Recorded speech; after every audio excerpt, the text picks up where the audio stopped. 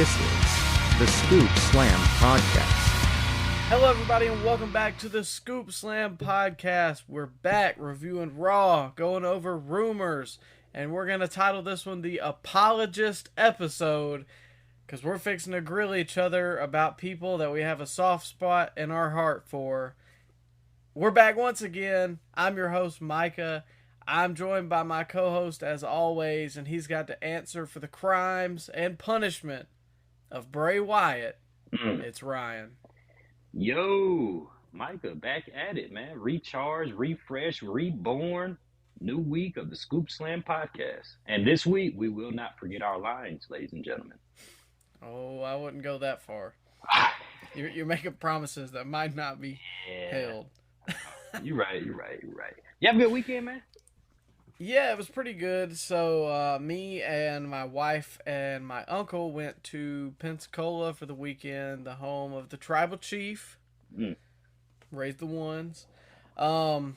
There's a convention down there called Pensacon, and we went and stopped by there this past Sunday.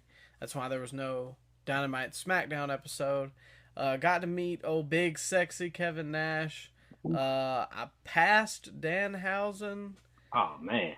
I should have asked him if Punk was coming back. I would have left that out the story.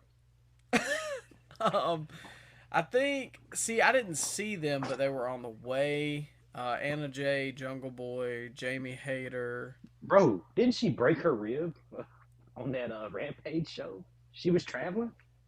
I didn't hear that she hurt anything. I just saw the clip. You remember she did that powerbomb spot with Willow and they missed the table? Well, apparently she dislocated her rib on that. It should be fine. Oh, yeah. Put some dirt on it. Oh, yeah, just dislocated rib. It'll be all right. I mean, they can't do anything for you. They can pop it back in. If you break your rib, they can't do anything. Does it seem like there's always an injury for the AEW women's division?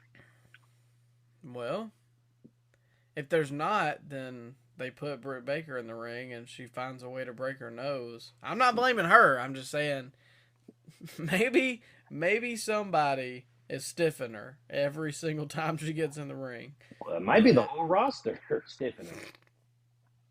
Pause. But Adam Cole's stiffing her. Oh, come on. Let's get into these rumors. Let's go ahead and we will start it off. Making his way from Cameron, North Carolina, by way of anything but a motor vehicle for the next 10 years, Jeffrey Nero Hardy. So for the rumor, Jeff's DUI case that was that last June? Yeah, they kept on getting postponed the trial. Yeah. So, he finally got his sentence. I believe it's 2 to 3 years probation and 10 years without a driver's license. Go ahead. What you think? Man. This is, what was it, the third time he got arrested for DUI? And the second time within 2 years? Yeah. I don't know if I want to see Jeff Hardy back in the wrestling ring, man. I don't know. He should have got a longer sentence. His sentence was 27, 30 days, and he's not even gonna go to jail for it because they're counting his rehab sentence as those 30 days served in jail. So I don't know, man. He got a slap on the wrist big time. I know Jeff's your boy. He's your guy. He's your childhood hero, but he could have killed somebody, Michael. There was 3 calls about him that morning. He was drinking at 9 o'clock in the morning, Micah. He could have killed somebody. That could have been you on the road. I don't know. Jeff Hardy definitely should have got a longer sentence, in my opinion. And I don't want to see him back in the wrestling ring anytime soon. So, I guess this will start the apologist part of the episode. I'm not going to make any excuses for Jeff because that's obviously a horrible situation. Terrible. I wouldn't want to end, I wouldn't want to advocate for what he did at all. It was a bad decision. Somebody could have died, and that's horrible. And I love Jeff, but that's the facts. The sentence, I don't know. I'm not a lawyer, so I won't comment. However, bro got a slap on the wrist, Micah. Come on. well, he's famous. Did you expect anything different? That's just it shouldn't be like that. But no. I mean, no, but it's the world we live in, and because they can pay for good lawyers, they're gonna get good, yeah, deals or whatever. But I would selfishly like to see Jeff Hardy back in the ring. However, let me preface that with this. If in any way, shape, form, it damages him as a person or causes him to, relapse, or that is what causes him to turn into his vices, then by no means do I want to see him again. I would rather him be healthy and good. But he's always been his own worst enemy, Micah. I mean, if it's not DUI, it's going out on a pay-per-view high on God knows what. I mean, how many chances are we going to give Jeff Hardy? How many? How many times has he gotten fired from a company or forced to go to rehab before? Maybe just wrestling is not a good spot for him. He falls back into the same pattern. Micah, we just can't make it. We can't keep on giving Jeff Hardy rope to hang himself. Well, I think that, this is his first time being employed in AEW, and Tony said that if this were to happen again, then he's done. And past that, I don't see any wrestling company hiring him anymore. Like, he's too old to me for WWE. They might bring him back for the Hall of Fame, but I don't think they're going to bring him back to wrestle. So, plus, Triple H is maybe in charge, kind of in charge. So, I can see NWA. Oh, get out of here. Anyways, I really do think this is his last chance, and I hope Jeff Hardy deserves a good swan song. And I hope he gets that, but again, if he can't find it within himself, then by no means do I want to see him wrestle again. I'd rather him be home and safe and healthy and potentially not endangering anyone else. Yeah, bro, stay off the road. Bro didn't have a license before this, and he still was driving.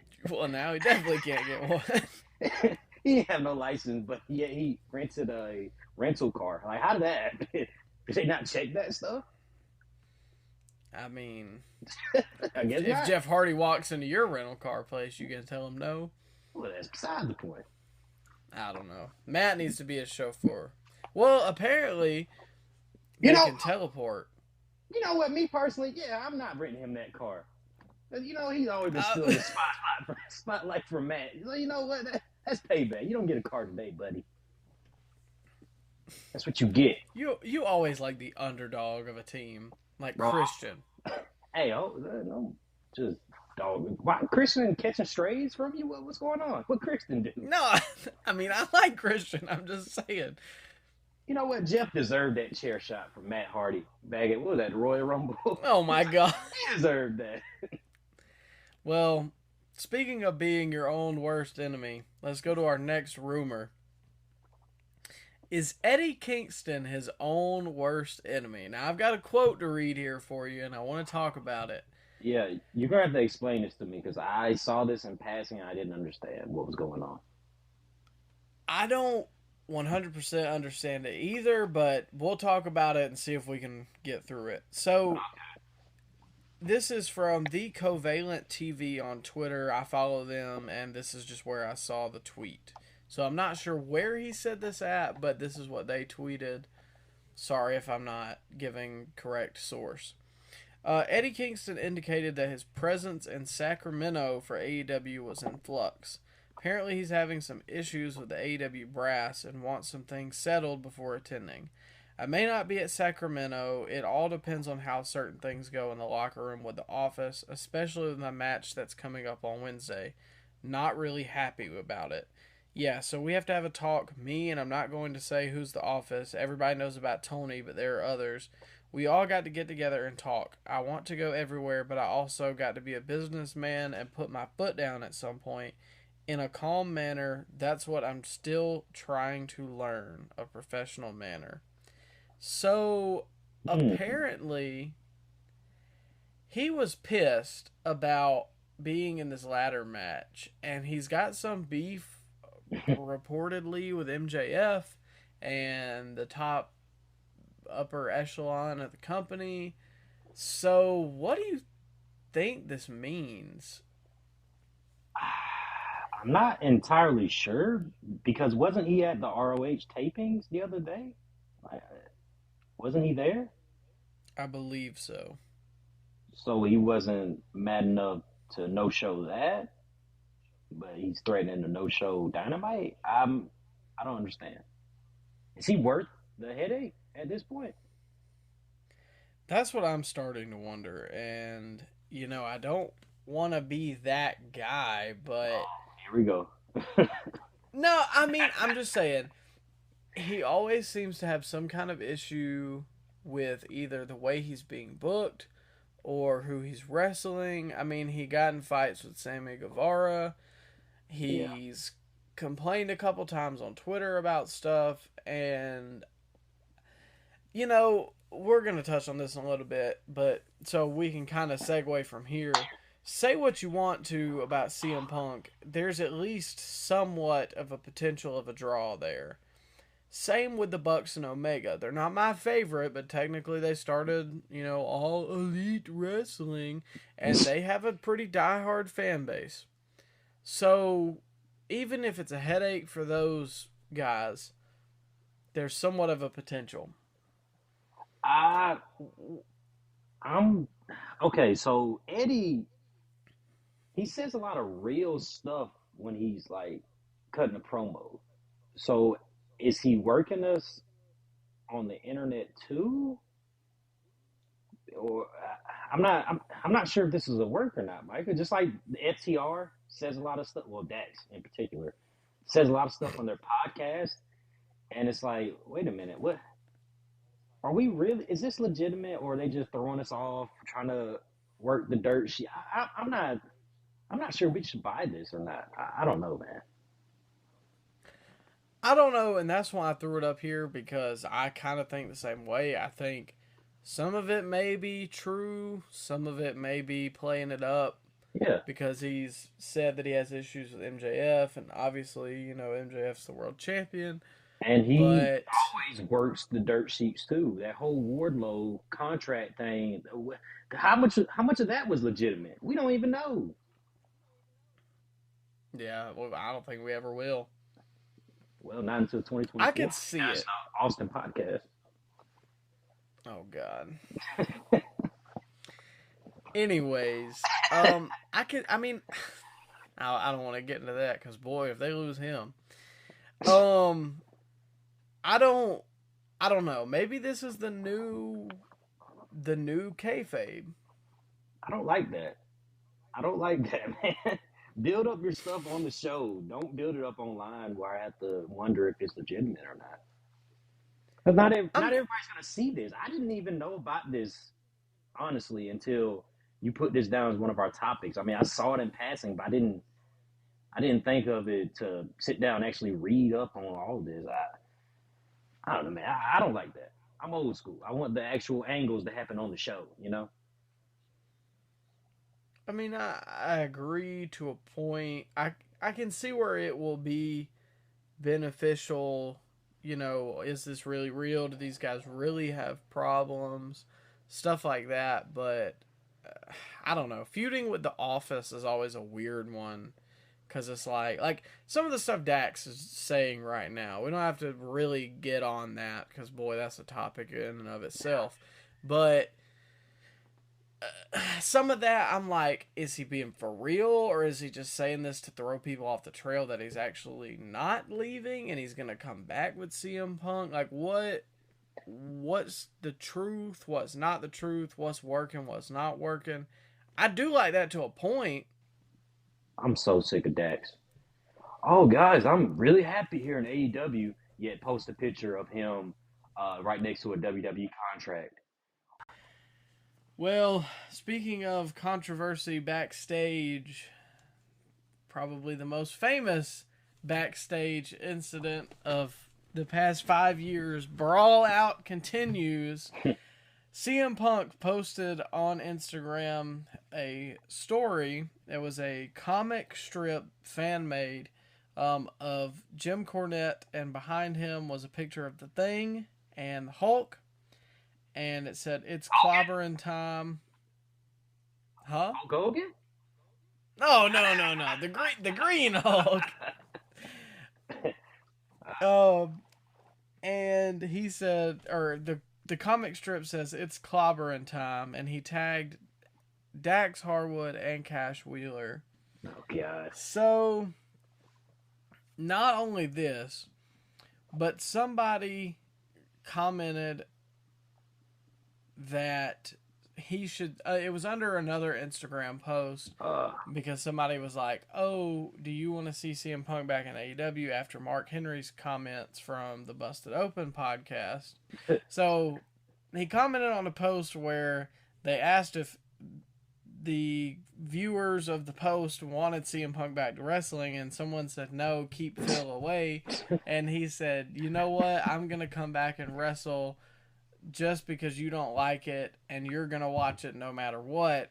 Oof. So we pretty much got confirmation that he's coming back to wrestling at some venue, Man. and a lot of people are pissed that he shared this picture of Cornette.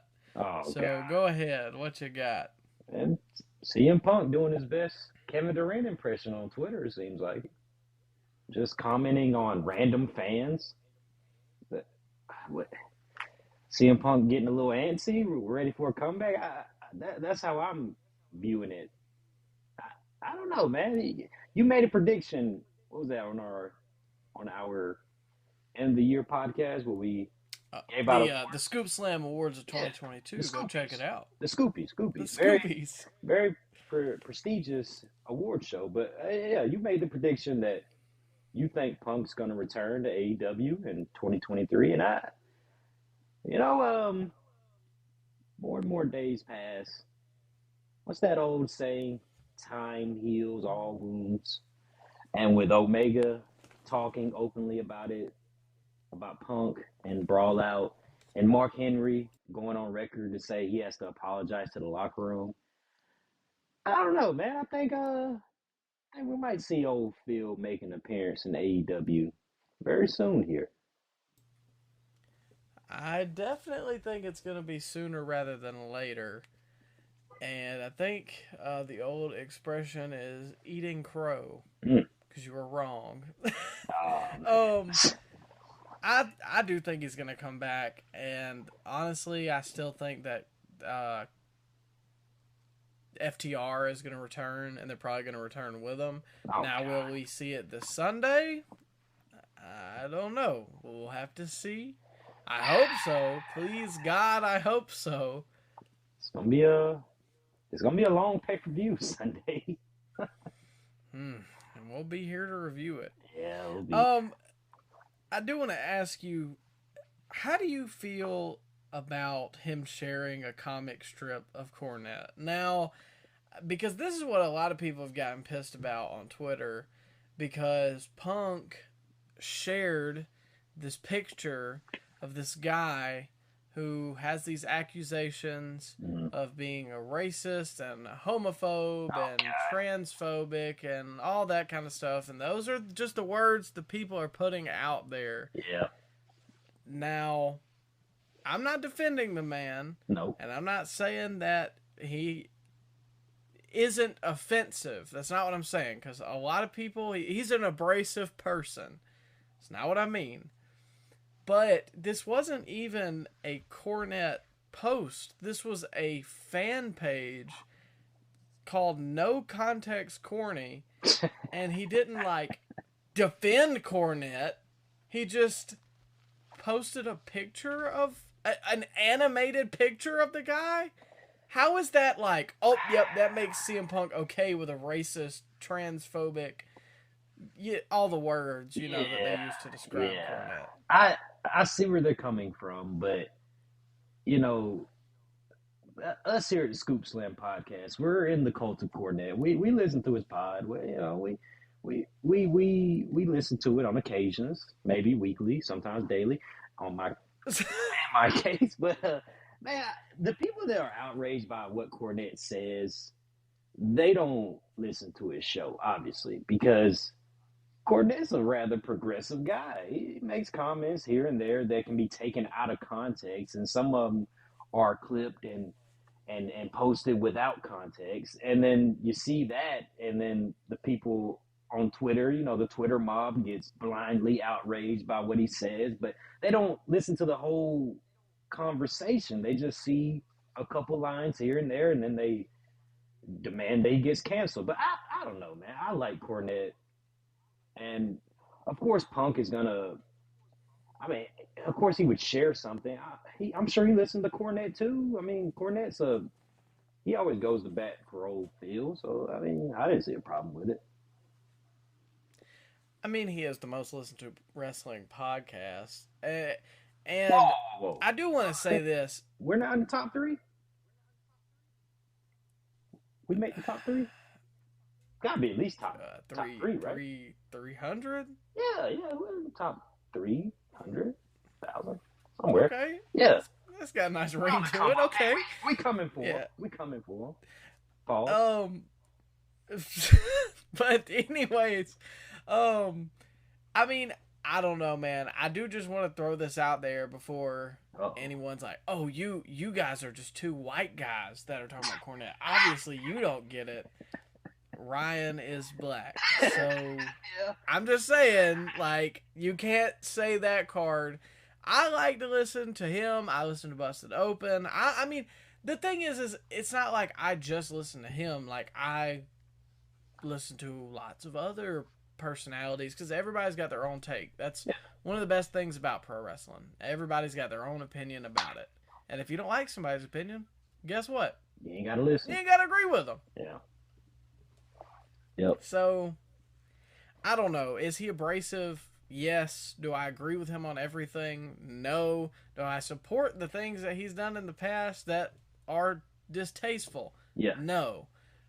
But can we also talk about how Adam Page and the Young Bucks are still friends with known child molester Marty Scurll? Well, you had a point there. I mean, I'm just saying. We're not here to deride Cornette, but the man is very knowledgeable. He has a very entertaining podcast, and he is behind some of the biggest stars of the last 30 years. I mean, they sat under his learning tree. John Cena, Sami Zayn, Batista, Shelton Benjamin. All those guys were under the Cornette learning tree before they became big stars in the biggest company in the world. So the man has some knowledge. Yeah, and I mean, at the end of the day, his knowledge of wrestling, regardless of his opinions of today's wrestling or anything like that, the dude's a genius, and sometimes it's just nice to hear him sit back and talk about, old wrestling history, because the dude lived it and the dude knows it, and he's got a mind for the business. Like you said, he trained John Cena, Batista, and this, that, and the other, and you don't have to agree with everything that he says or does to at least just acknowledge that he has a mind for the business. Yeah. I mean, I don't know, man. People act like you have to be all in on one person, and because CM Punk shared something, that means he agrees with this. No. Just because you listen to him doesn't mean that you agree. I'm not racist or transphobic or homophobic or, anything like that. Yeah. It's just being the elite fanboys trying to get outraged about something that's not worth being outraged about. it's just wrestling at the end of the day, folks. Yeah. Really. I mean, I know we have a podcast, but it's just wrestling. 90% of this is not that deep. 100% agree. Well, anyways, it's not that deep, folks, but Raw was awful. Ooh. And here's our segue. We about to get deep on Raw. Pause? Pause. Okay, all right. Play? I was wondering. Hey, man, I didn't hate this show. I thought it was okay. Maybe I was just really tired. New job, a 2.5 hour drive home on Sunday, then new job. Maybe that was just it. Yeah. Or maybe the show just sucked. Let's go ahead. Jimmy Uso opened us up on Monday Night Raw. This was the February 27th edition, 2023 of Raw. Jimmy Uso and Solo were in the ring. If this is your first time listening to the Scoop Slam podcast, we've got a system. You've got your ups and your downs, your positives and your negatives that other places do, other podcasts, other YouTubers, this, that, and the other. We have our scoops and our slams. Scoops are your ups, slams are your downs. So I'll let you go ahead, Ryan, with your first scoop for the Jimmy Uso promo. Man, I thought it was fine. It was an opening segment, set up the match, the tag match, which they announced earlier on social media. So, it was fine. Jimmy did his thing. He didn't sound terrible out there. And then the Street Profits came out.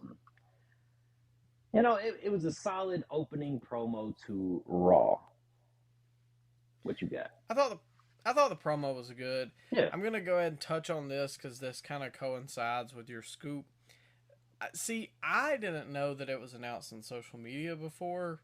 So before Jimmy finished the promo, the music hit for the Profits, which is a known gripe about me and you for AEW. So if one does it, I got to call it out on the other show. And then they announced them as their opponents. But you said that this was scheduled beforehand. Yeah. I didn't know that. Yeah, it was on the preview of Raw. They announced it the day of, actually. Well, my bad then. I don't know. It just bothered me that they were like, and their opponents, and there was no prior announcement of a match. But if I'm wrong, I'm wrong. Hey, well, remember Cody booked his own match the other week, so I can see how you would confuse that, but... Yeah.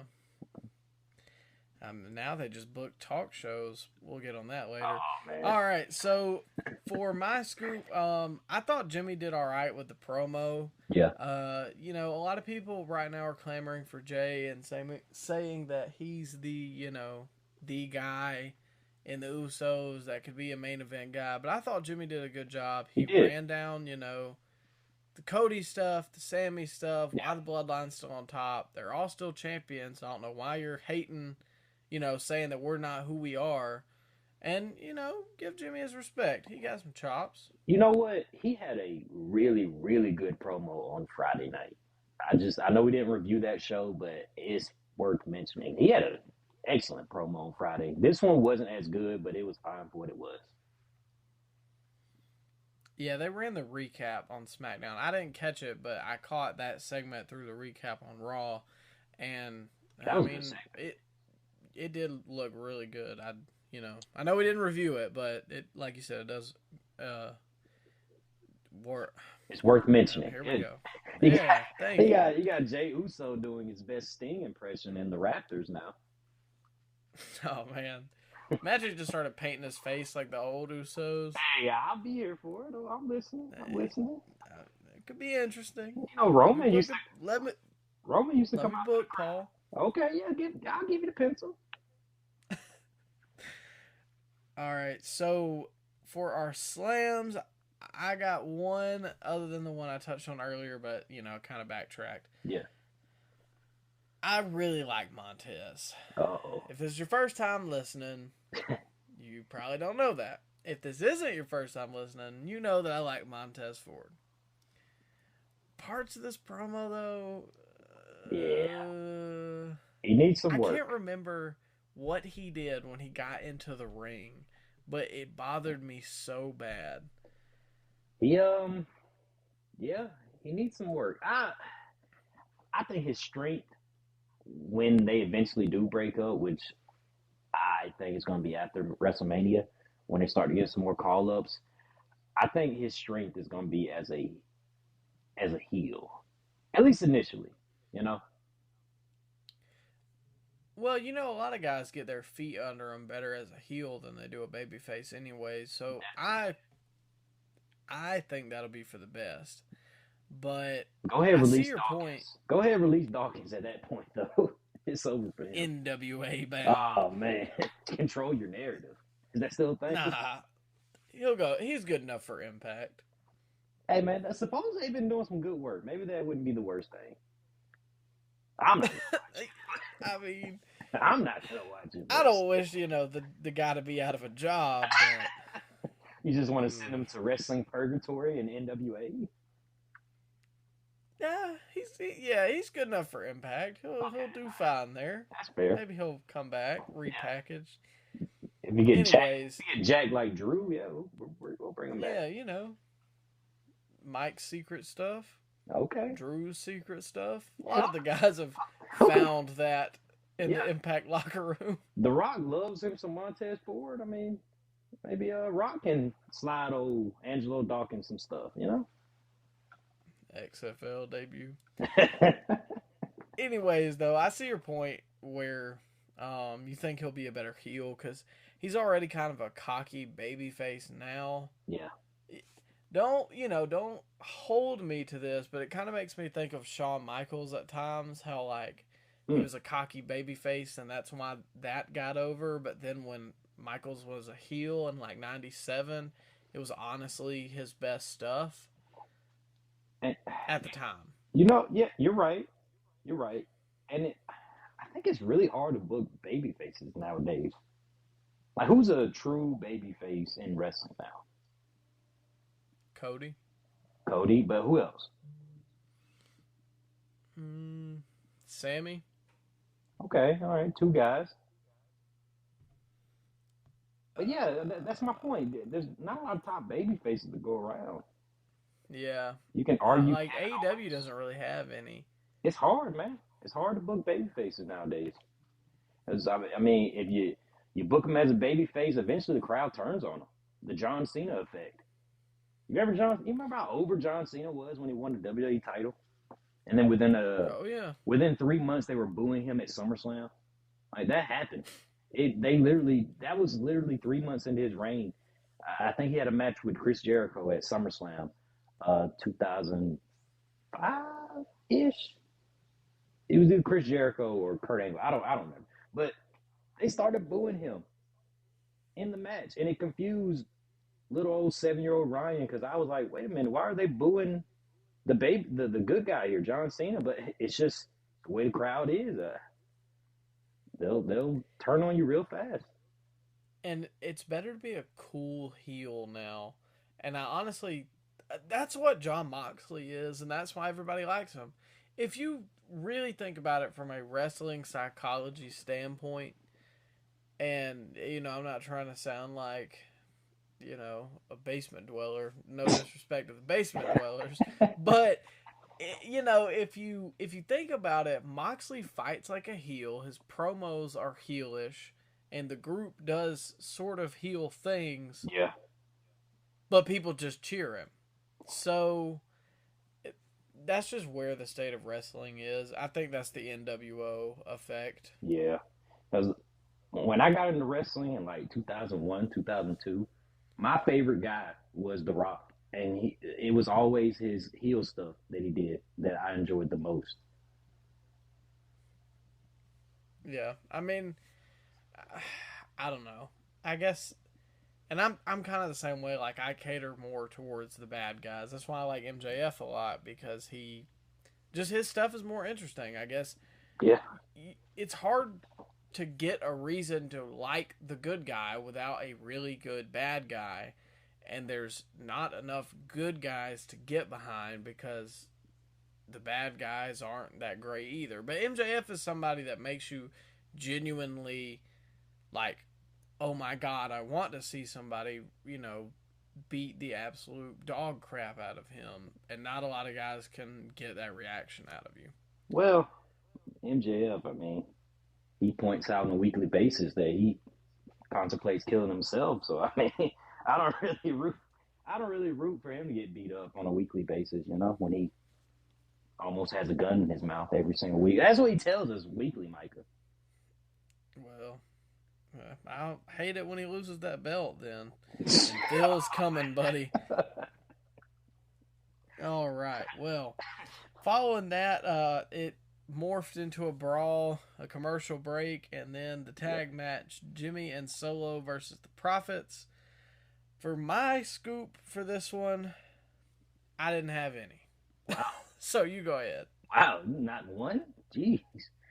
I mean, I'll let you go first. No, go ahead, go ahead.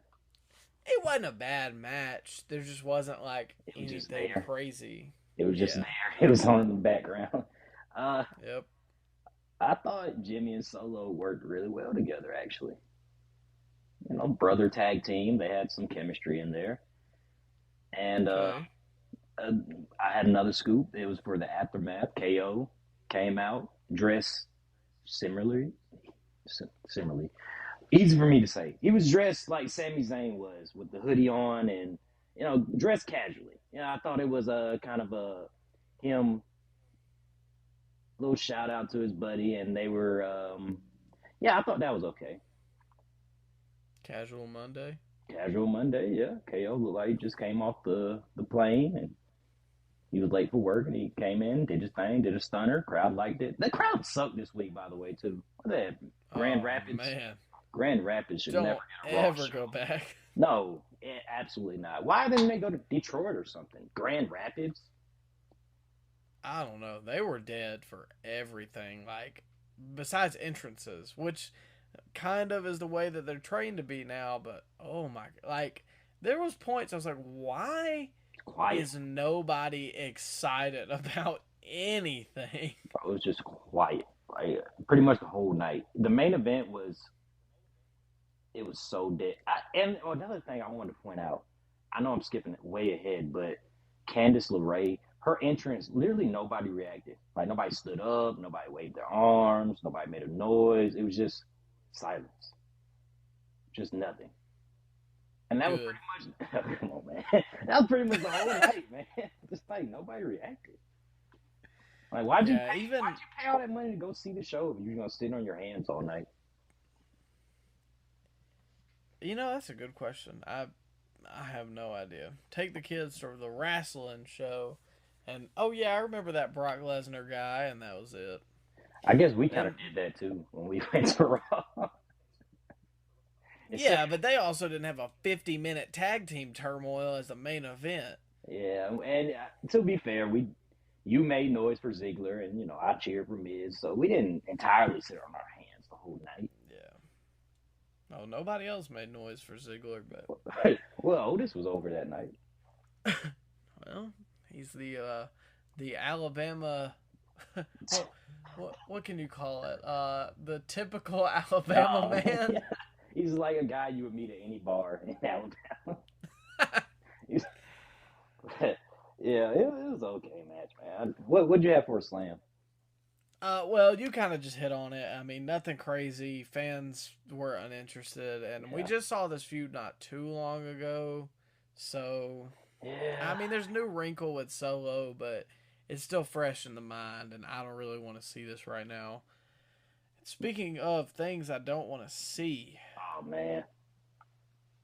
In the VIP lounge, MVP and Brock Lesnar for the Almost Fight Challenge acceptance. If I worded that correctly. If I didn't, I don't care. You know what? Brock coming out first was a little strange, wasn't it? It was, and it threw me off. But then it kind of, they covered their tracks a little bit, I guess. You know, he forced his way into it. But basically, Lesnar comes down to the ring and he calls out MVP and he does this whole howdy y'all thing and, you know, the whole 9 yards with the cowboy gimmick. And MVP comes out, and they just have this like weird exchange. They drink. MVP spits the moonshine on Brock Whoa, because whoa, it's whoa, so strong. whoa, whoa, whoa! White lightning. They spit. Oh, my bad. Bro, isn't that illegal And to make your own moonshine? absolutely it is.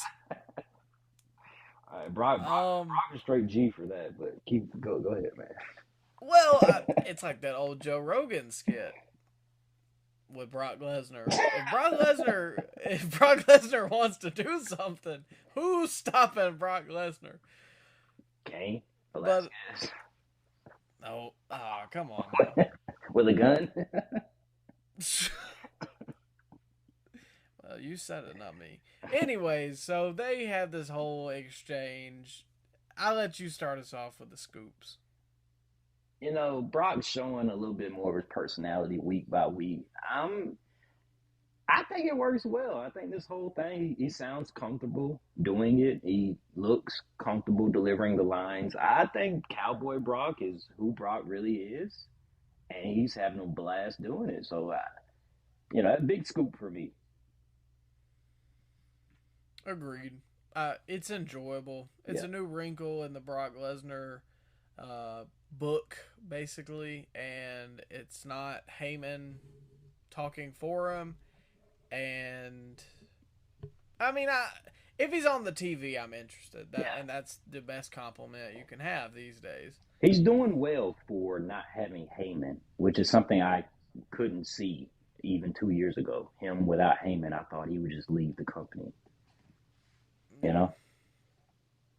And MVP, my scoop was that I thought MVP did a good job on the mic too. Oh yeah, Even though this segment was a little not my cup of tea, maybe, and we'll get to that with the slams. Mhm. Um, but I mean, I liked MVP here, and I just like him anyways. I hate that there's so many talk shows on this show every single week, but other than that, it was okay. It was an okay individual performance for each other. The, I guess, thing as a whole, I didn't care for because I thought it was clunky, yeah. and it was a little just. Uh, I don't know how to explain it. It's just weird. It came off weird, I guess. I for I like Brock bringing out the little flask, the flask full of white lightning. I thought that was pretty funny. But yeah, overall, man, it was fine. It was okay in my opinion. But I know you got a lot of slams for this segment, so I'm just gonna let you go. Well, like I said, one of them was that the segment is just kind of weird, or was kind of weird.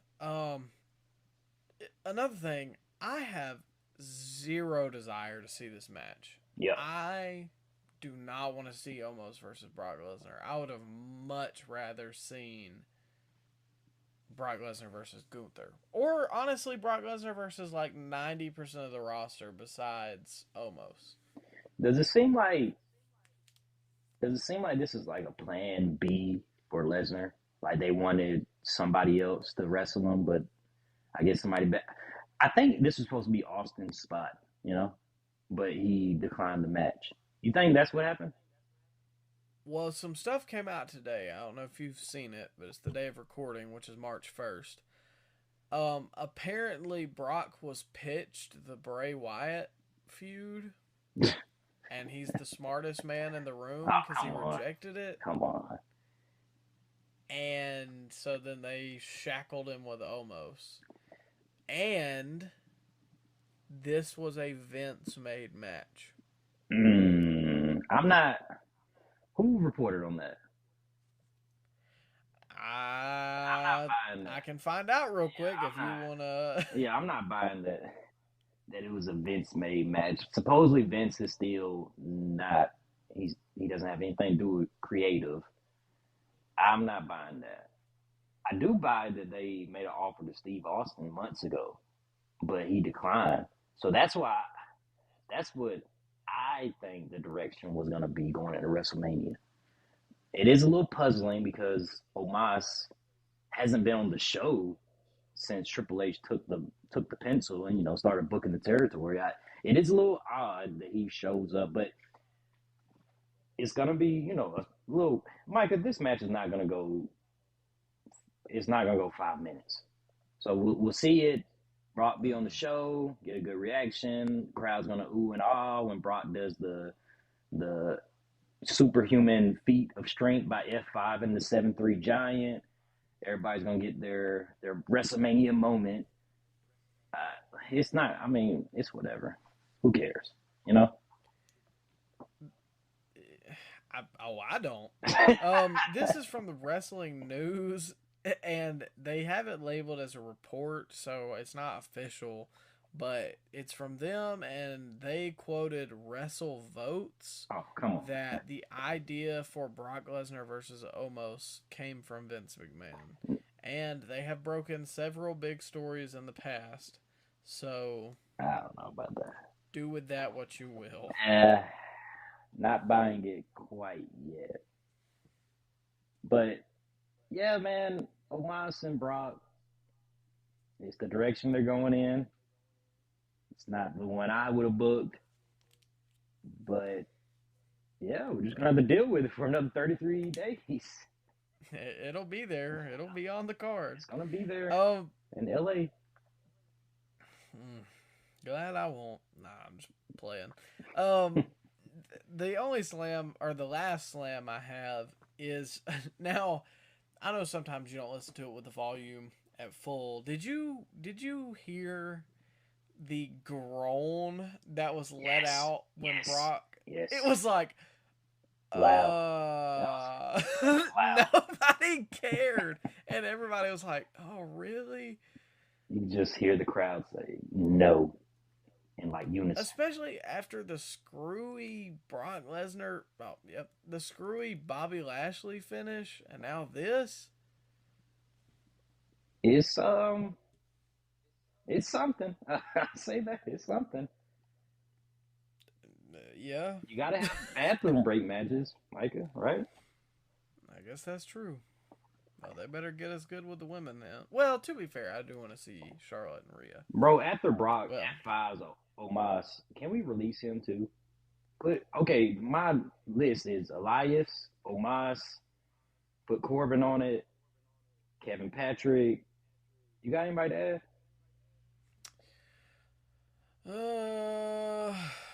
Karrion Kross. Gargano. Oh man, Gargano. Dang. Okay. Nikki Cross. All right. Candice LeRae. Hey man, the whole family? Putting the whole family on welfare, Michael? Cut that baby too. Oh no. Physically? No. Oh no. I'm just playing. Who else?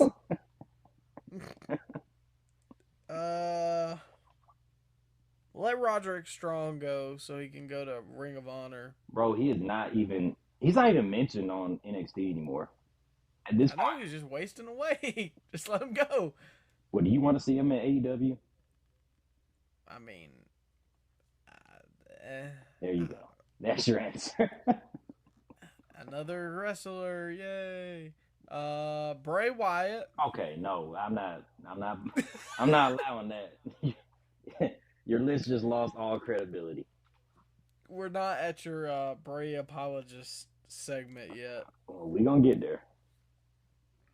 Yeah, we're well on our way. There ain't much more substance left. You could say Cody versus Gable followed this. Ooh. What were you about to say? No, go ahead. I was just gonna say, we are rolling on. Raw rolls on. Kevin Patrick would put it. Oh Lord. Solid match. It was a little longer than I expected, and a report came out today. I don't remember where I saw it.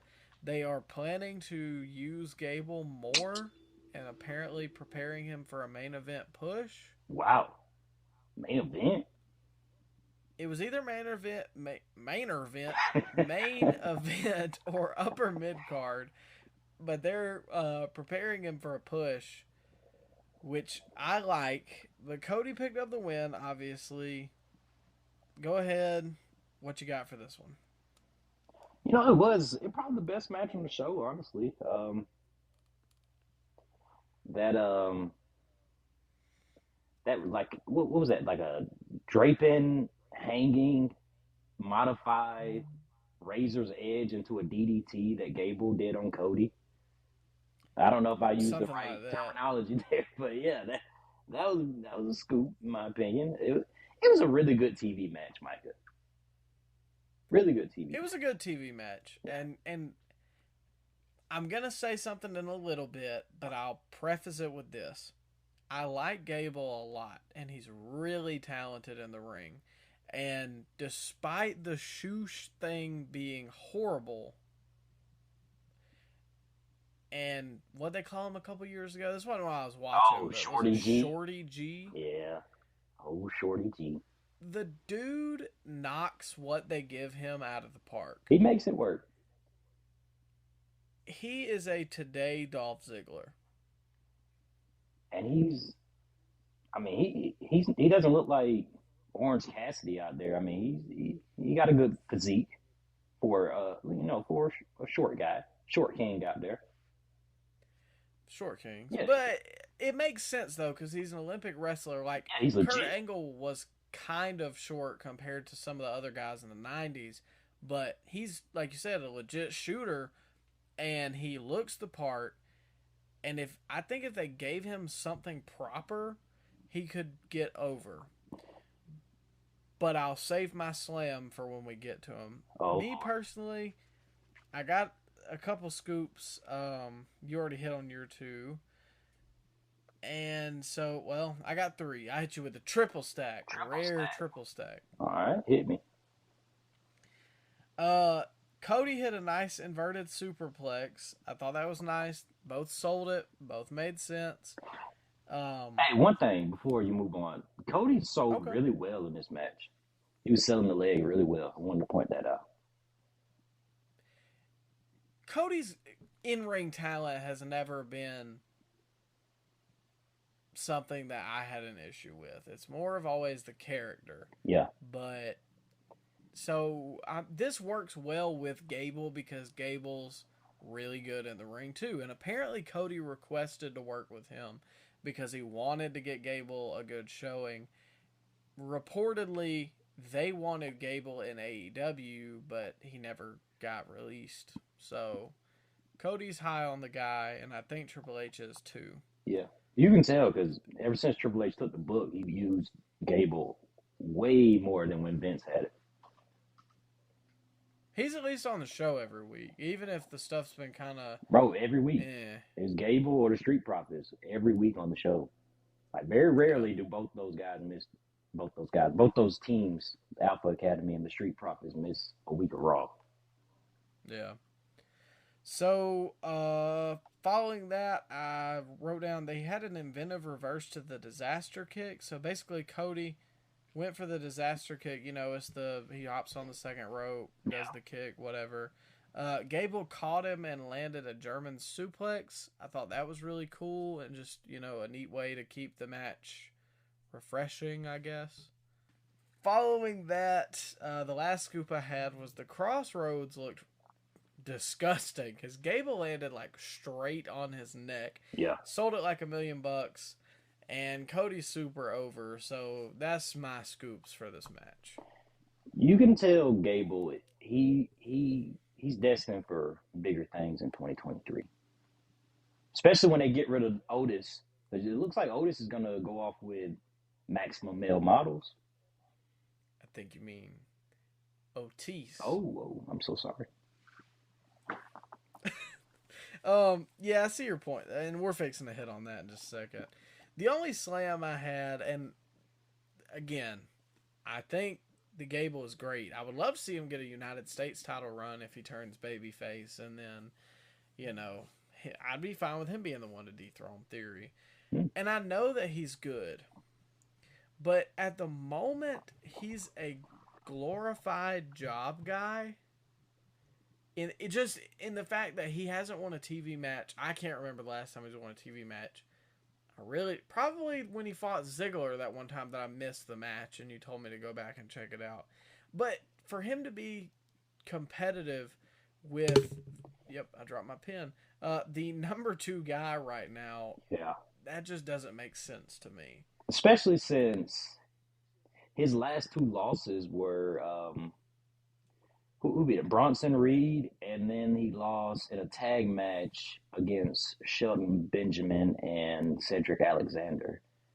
So he's been on quite the losing streak, Yeah, and then he got it's been a squashed. minute. He got squashed by Shelton and Cedric and Bronson Reed. So I can see why that would make no logical sense. But you know, sometimes when you like a wrestler, you can overlook the fact that it makes no logical sense why they would be able to hang with a top guy like that. I don't know, man. It didn't bother me that much. Now, if it was Really, If it was Orange Cassidy taking MJF to the limit, I would have been a little heated.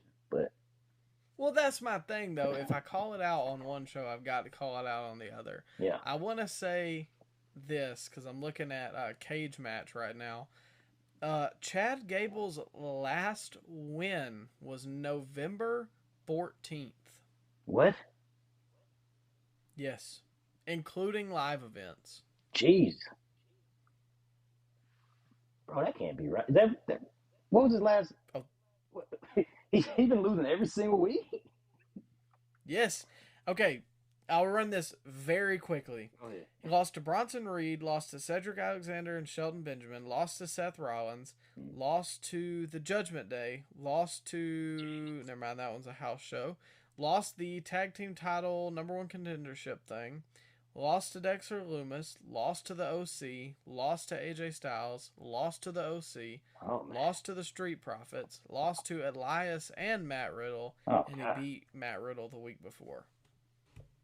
Oh man, I forgot about 80% of those matches. Oh, I did too.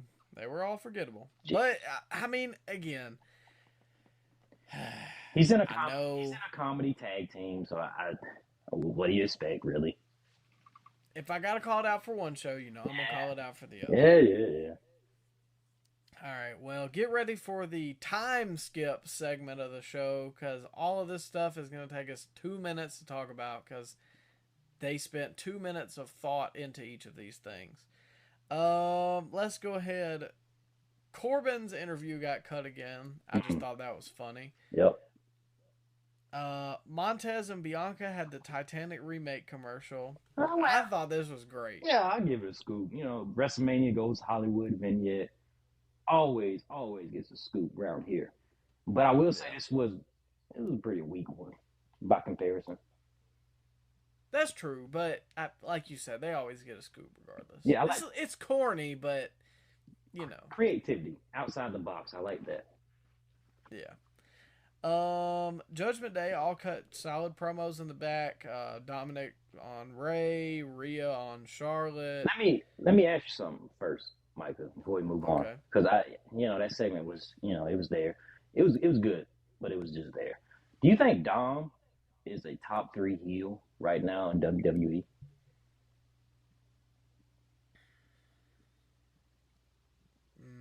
What do you think? I think so, yeah. How crazy is that? He gets reactions like no one else. And it's legitimate boos. It's not like, hey, we're in on the joke, we're going to boo you like they do MJF. No, they actually don't like him. I can't tell if it's like, boo, you're a heel and you're kind of like, a jerk, or if it's like, go away, he. But regardless, it's boos, and I mean, that's what the business is about. Bro, I think it's just the love of Rey Mysterio. Do you remember how much heat? You didn't watch Friday, did you? Mm-mm. Well, he got so much heat when he cost Rey that match, and the crowd came unglued when it looked like Rey was about to hit Dom. Like, it's crazy.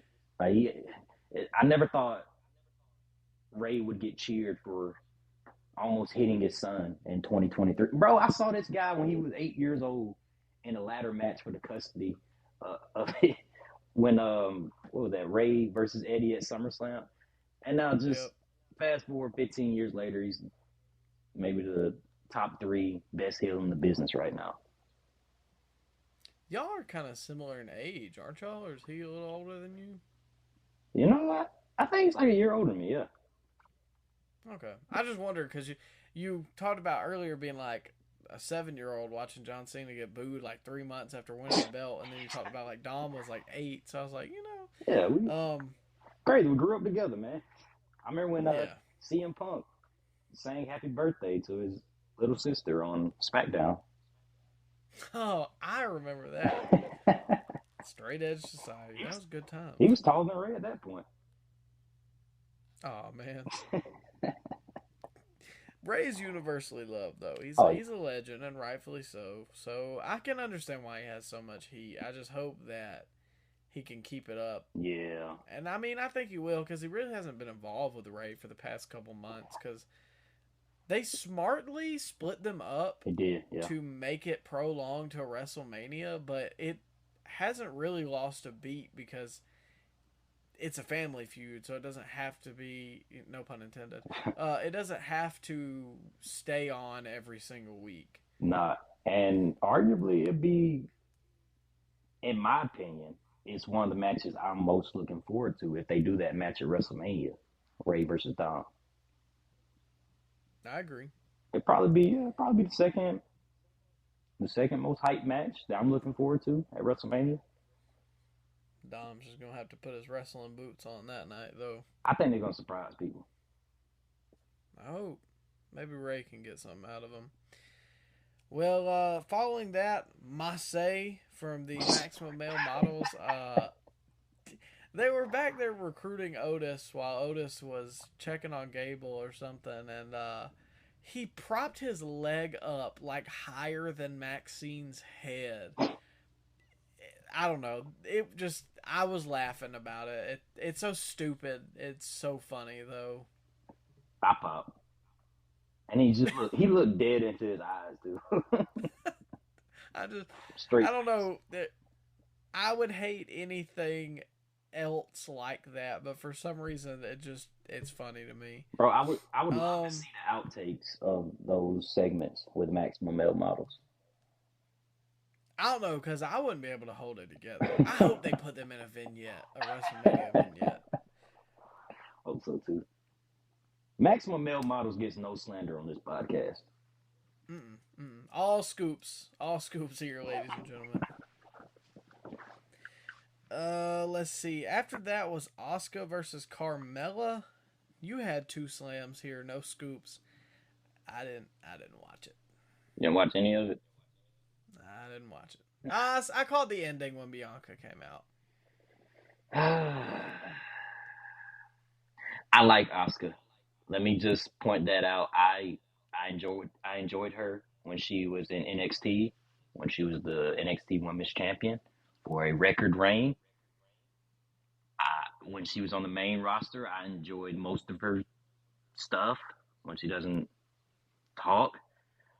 But Bianca's gonna have to carry this feud on the mic, man. And I don't think Bianca is able to. You think? What do you think, Micah? Yeah, I see your point. What have they done for this build so far? Asuka's spit out blue goo from her mouth a week ago, and now this week, did she even say two words to Bianca? If she did, we didn't understand it. Bianca came out. At least she didn't skip to the ring. She looked intense when she came to the ring, but I don't think Bianca is the type of promo to carry a one-sided feud like this. Doesn't seem No, like not WrestleMania. yet. No, it doesn't seem like WrestleMania worthy, in my opinion. I think it's one of the better matches they could book because they've already done Becky and Bianca, and that would make a whole lot of sense. Maybe Bailey and Bianca, but They did they that. just did that a couple months ago. Okay. Yeah. So, I mean, I don't know. The only thing I can say, and I'm not trying to say this in a hateful way at all. Oh, If they let Asuka maybe cut vignettes in Japanese translated, and then they can kind of, like, say that comes up and then Bianca responds to it later in the night. I could see that okay, maybe. okay, but I just think Asuka is very much miscast as this supposedly killer psycho clown lady. Like, is that really a baby face? She should definitely be a heel. I think it would work a lot better if one was a heel. Is she not a heel? I don't think so. No, she's done Well, nothing she was heel fighting like. Carmella. Yeah, Carmella's the heel. Yeah, She hasn't done anything heelish. that's a good point. I was thinking that when she came out, that to be this scary clown thing that she's being, uh, the colors for her entranceway are too bright to me. Okay. And I mean, I know that's just a little nitpick thing, but I think I see your point. It's gonna be hard for Bianca to do that by herself, and it's not saying that, oh, Asuka's bad, Bianca's gonna have to carry her. It's just the language barrier. The language barrier. And And babyface versus babyface. yeah, those are hard to pull off anyways, unless you have two good promos. But even then, I'm not a big fan of them, regardless. Yeah. It's very rare that you can have one that just works. Yeah.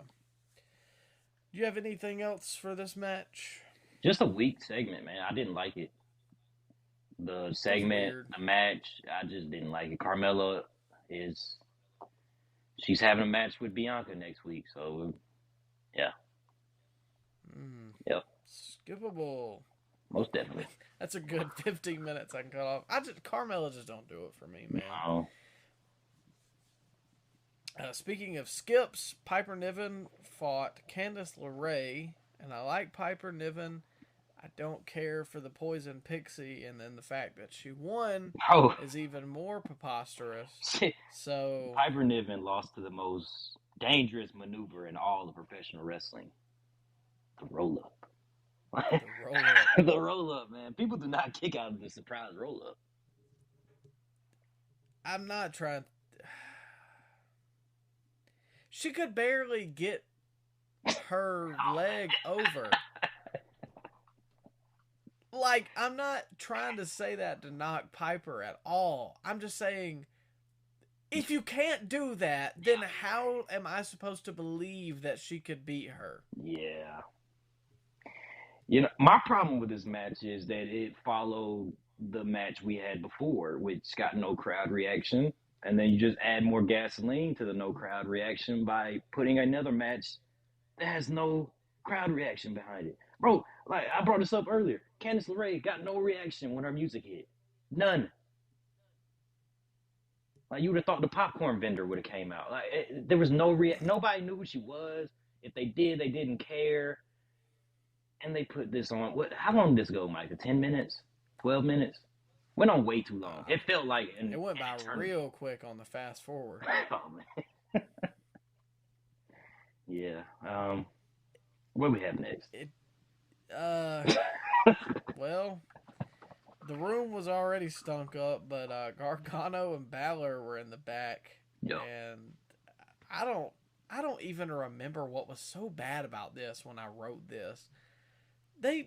Some kind of, oh my God, what was it like? I'm gonna eat you for breakfast, and no. Otis is gonna flatten you like a stack of pancakes, and then I'm gonna pour maple syrup on. What? Wait, what is that? Wait, that was said? You didn't hear that? No, I kind of zoned out. That was said.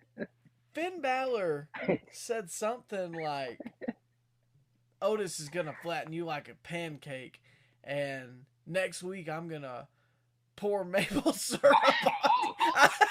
I don't know if that's I don't know if that's the line. That took a turn. There was something. That's not gonna help the rumors out there with Finn Balor. And then Gargano was like, that'll be a yummy breakfast or something. Whoa, I stop it. don't, You making that man. up, man. That didn't happen. No, Micah, no, I'm not. Micah is reading fanfic, everybody. That didn't happen. There ain't no way. Ain't no way that happened. No, I've got to find this. I've got to find it. I don't remember what he said. Oh no, like I don't know. It was bad. It just didn't make sense, and Yeah. I don't know. If I can find it and quote it real quick, I will. If you want to, fill some time real fast, but I don't. it was some kind of stupid backstage segment, and it was horrible. Yeah. What? It was there. It happened. We don't think Finn Balor should be still feuding with Edge because Finn Balor sucks. He's boring. Yep. And the Yep. only redeemable quality about him is that he has body paint and he comes out like a demon once every 3 years, and people seem to get a hard on for that. But me personally, I would have Priest in that spot instead of boring Finn Balor. I know Finn Balor is popular with a certain segment of the audience, but with me, he hasn't done it for me since pretty much since he debuted, Mike. I didn't even like him in NXT. He ruined my love for NXT when he was a champion. He sucked.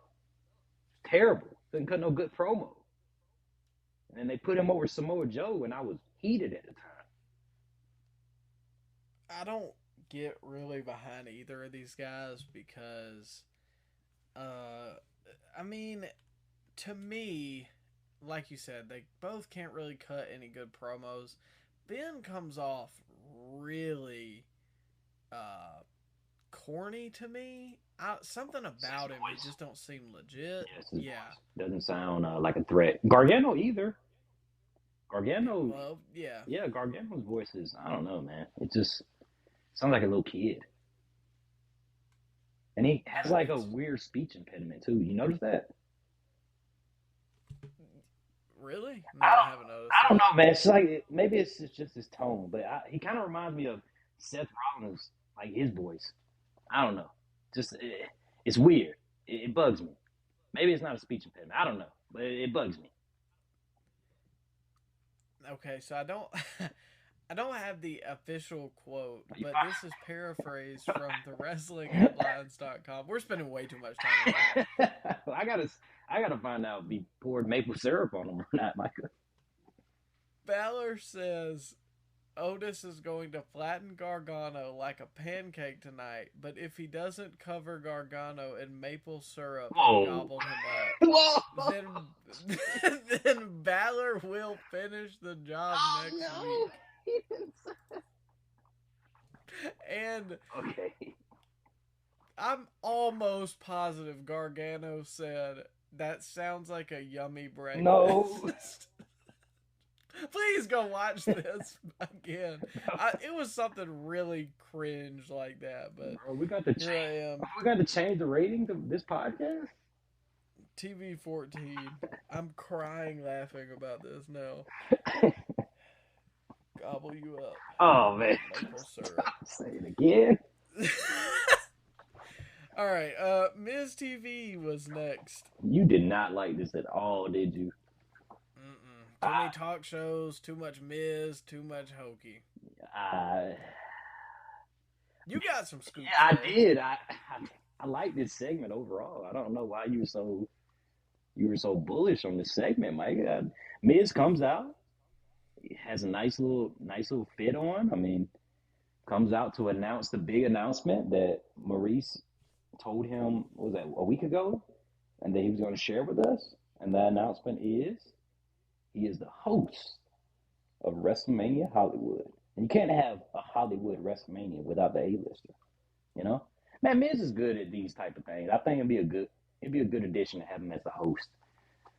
Yeah, it's better to have him on the show as a host than to have a nothing match on the card. That's true. Yeah, okay. He does well in those type of segments, man. Miz is very charismatic, and he's very good at promoting the WWE brand. So big scoop, and I thought the segment overall was very creative. Bro, have you ever seen a segment where the guy gets super kicked, knocked out unconscious, and then uh, his phone gets used as a face ID lock? What was it? Face ID? Yeah, yeah. He unlocked his phone with his face when he was unconscious, and then Seth called Logan Paul. Man, that was creative, man. I've never seen nothing like that. You didn't like that? It was just corny. What? Bro, that was very unique. Have you ever fallen and or gotten knocked? Well, I don't assume you've ever been knocked out, or well, Few I guess if you times in my youth, I bet one too many to drink. I mean, I don't know. Like, do you get hit and drop your phone that often? Is this a regular occurrence? You And want? why? Do you want a real answer? Yeah. Well, I mean, sometimes you part a little too hard, and shots keep on going, and you wake up the next day with no shoes on, no knowledge of where your phone is. Yeah, it happens to a couple people, Micah. Jeez. All right. Well, it was just a little preposterous to me. My slam was that I didn't like that his phone was automatically hooked to the PA system. I just thought that the Uh, microphone picked it up. well, I started to think that too, but then the mic wasn't close, and I was like, no, his phone is hooked to the PA Wait, system. hold up now. So, No, no, no. Well, oof. John Cena, man, when he's in a match, you can hear him yelling over the mic. So, I mean, just maybe the mics are really strong in the WWE. okay. Yeah. Sure. My second scoop kind of hinted at this earlier. Scoop? Too many talk shows. Oh, no. Slam. Too many S's, brother. Just Yeah. there's already VIP lounge. Wasn't there a Miz TV like last week with Seth Rollins or the week before? 2 weeks ago. Okay, then there was Ding Dong Hello last week. It's just too many. Not the reason talk shows were over was because not everybody has one, and now everybody has one, and now nobody wants to see any of the talk shows. So it Seth's intolerable, Yeah. and yeah, that's it. Just this segment didn't do it for me. I know you like the Miz, but just not my cup of tea. All right, so after that debacle, Theory was backstage planting the seeds for his hopeful feud with John Cena. I'm eager to see this, as I assume you are. Yeah. I like it. And then, yeah, we got the rest of the show.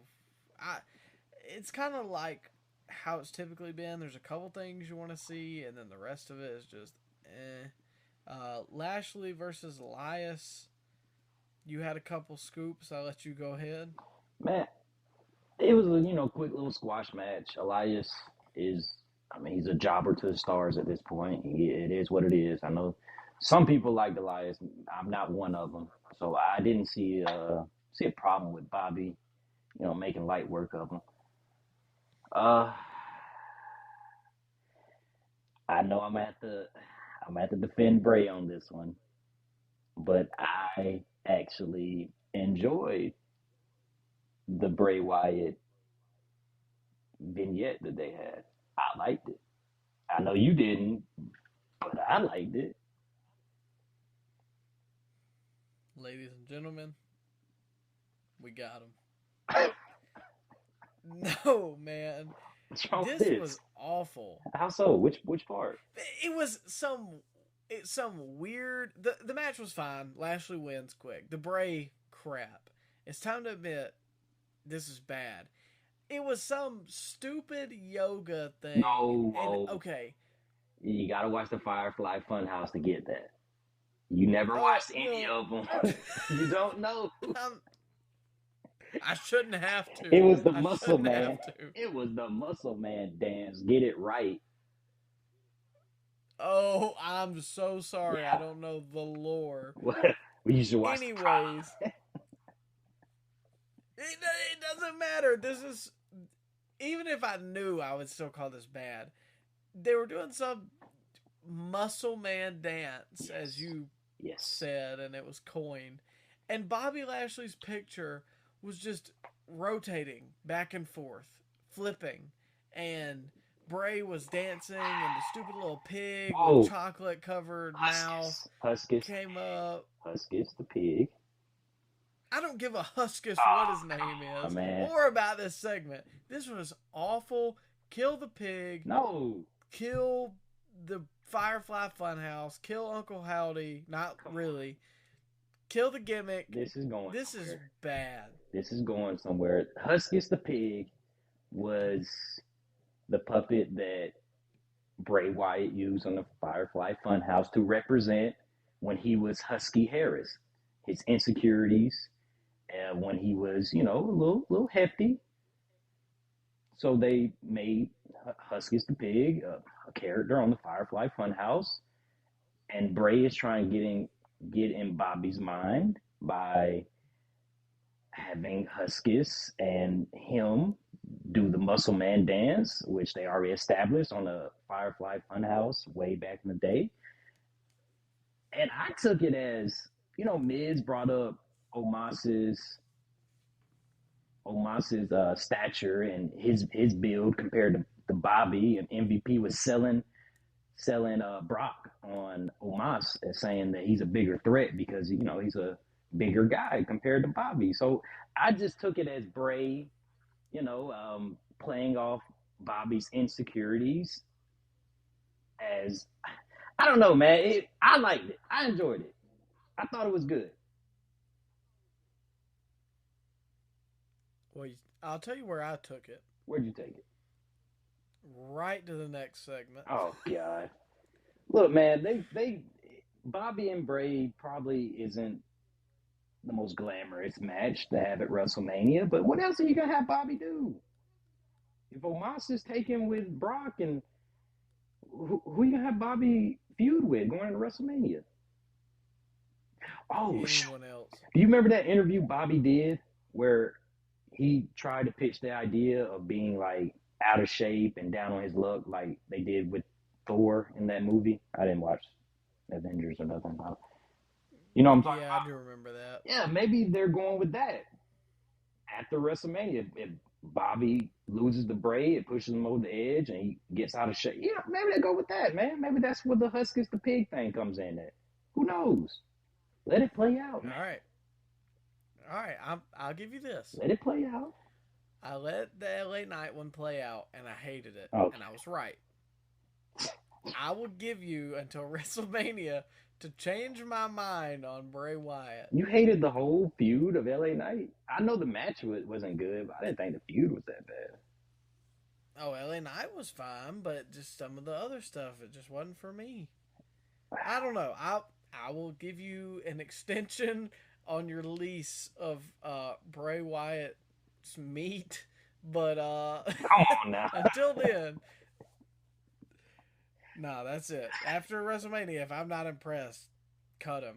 No, Black Friday or whatever they call it. bro, you for cannot when say they that. cut everybody. You cannot say that when he literally his segments gets the most viewers on the show most weeks.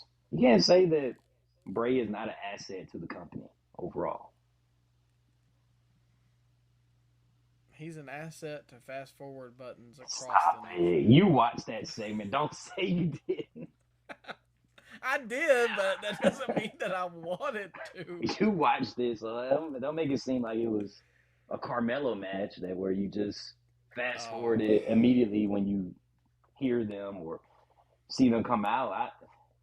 Bray is one of the most interesting things on the show weekly. And people are just turning a blind eye to Undertaker back in the day. But when Bray Wyatt does something creepy and uneasy, oh, God, he's a detriment to wrestling. Burn him alive. Release him. Bury him. Get him to lose the Tozawa and cut him for the company. What? Like Undertaker didn't do silly stuff. We're gonna forget about all that stuff he did, Micah? Because I got receipts. I got instances where Undertaker did some goofy stuff too. I don't want to talk about that though, huh?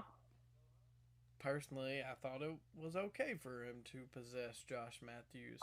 Oh my I don't know. god. It just comes across better when it's coming from the Undertaker. I don't know how to explain it. Maybe when you were a kid watching it, yeah.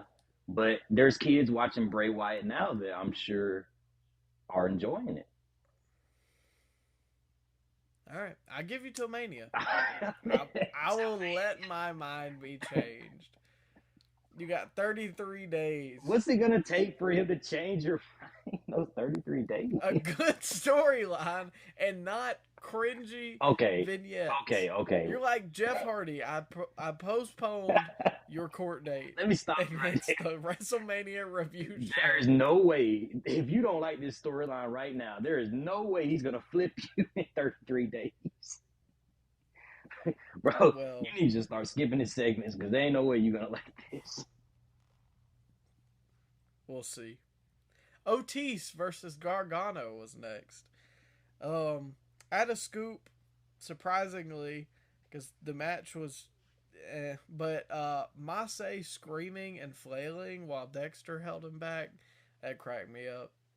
The I almost said the multiple male models, the maximum male models always gets a scoop. Yeah, I I wasn't in the room when this match was happening, but I had the volume turned up, and Corey said something that made me chuckle a little bit. He made a comment. He had a couple things, but he said at one point, "What is this? The Performance Center parking lot?" And it just kind of cracked me up because that's been kind of a running joke of NXT viewers over the years that the most dangerous place in all of professional wrestling is the NXT Performance Center parking lot. You got people getting kidnapped or jumped or beat down on a weekly basis, and it's cool little, cool little fourth wall break by Corey. I did hear him say that, and I thought it was pretty funny. You know, I'm not a big Corey guy, but when you put him beside Kevin Patrick, I mean, Yeah, boy, a slightly less. I can't even make the proper analogy. bro. Go back to last week's episode, ladies and gentlemen. Yeah, and sit. If you take a slightly polished turd next to a not Yeah, polished turd, it absolutely. looks a little better. I don't see anybody in the pipeline that can save that commentary team unless you take away Kevin Patrick. He just sucks, man. I hate that guy. He might be my least favorite commentator out of all the commentators on TV at this point. What about Ever? Ever not. Mike Adamle was pretty bad. Bro, you remember I watching don't even know ECW? who that is. You don't know he was on the ECW, WWE ECW in like 2007, 2008. And then he became general manager after he was a commentator. Remember they put him beside Taz after they took Joey Styles away from WWE ECW? I remember that, It but was bad. I don't remember it being bad because I was a kid, so I didn't really pay attention Bro, to he it as sucked. much. He didn't even remember the guy's names. He was commentating weekly. I think his first Really? night on the job, he called Jeff Hardy Jeff Harvey, and that just kind of killed his credibility from there on. That's what happens when Oh, you get guys who aren't in the business. and you know what? Renee Young was awful on commentary. She was on Raw for a cup of coffee, but she was really, really bad. Like she would just yell throughout all her matches, and just like, Oh, the Jericho. yes, she was female Jericho, and she had that Canadian twang to her, so it was annoying. No offense to our Canadian viewers out there, but Poser. yeah, but man, oh, it was bad. It was terrible, Micah.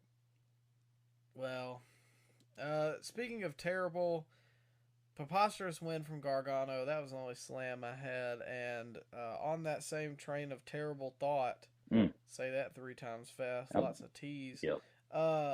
Lita and Becky versus Damage Control for the Women's Tag Team Championship.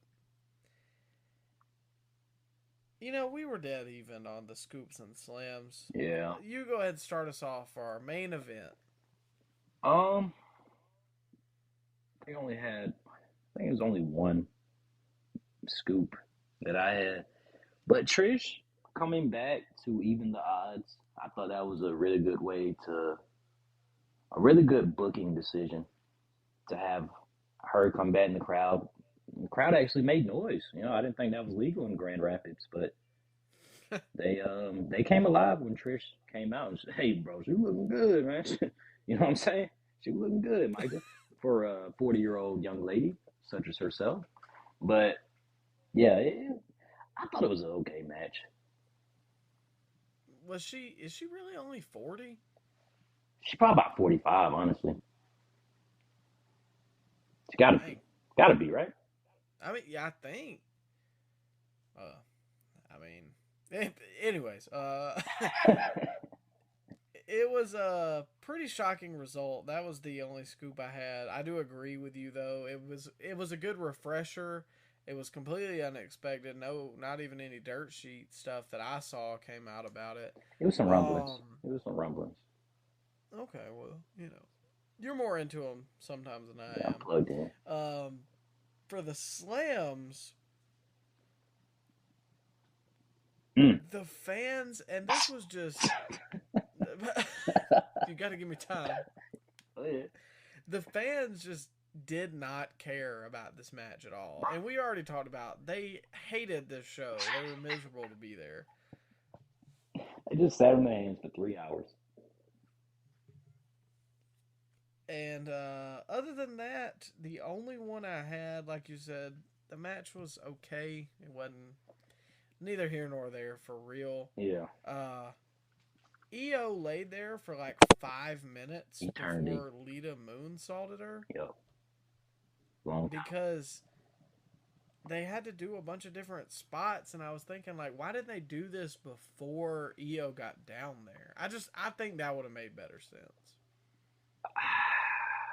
Bro, Lita, she has lost a lot of steps in the ring because she is noticeably slower. I don't know if you noticed it, but Nah, I did. yeah, and then her gear looked like garbage. I like Lita, man, but this was not a great showing from her. It was a cool moment at the end, though, when they all held up titles and the pyro went off. That was a cool moment, but yeah, man, Lita is, she's yeah, she's cooked, Well, man. She's cooked. Let's just be honest. She's washed. If the shoe fits, Yeah.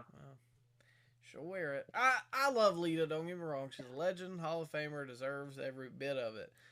But it's just that time. Yeah. And I think, if I can guess, considering they won the tag team titles, because I was shocked by that, and that was a scoop, brother. I think they're going to do a 6-woman tag match at Mania. I think that's the direction they're going to go. You know what I think they're going to do? What you got? I think they're going to book a triple threat tag match with Becky, Lita versus EO, and Dakota Kai, and Ronda, and Shayna. And I think they're going to go with Trish versus Bayley at WrestleMania. Because you remember they had that segment when Trish came out in Toronto and they kind of had to stare down? Oh, yeah. I think that's where they're going to go. That just makes more sense to me, you know? I wouldn't hate it other than the Ronda stuff. Well, you got to have her on the show, man. That's true. Hey, the Lakers won. I just saw that, yeah. I was just about to scream. Hey, it deserves a mention. I was about to scream in ecstasy in my apartment here, man. When I saw that, I scroll across the screen. Well, like LeBron, this show went down, and oh man. Well, what? I had to bring that up. Yeah. Too soon. Too soon. Well, just like the Lakers standings, I don't know where I'm going with this. I don't know either.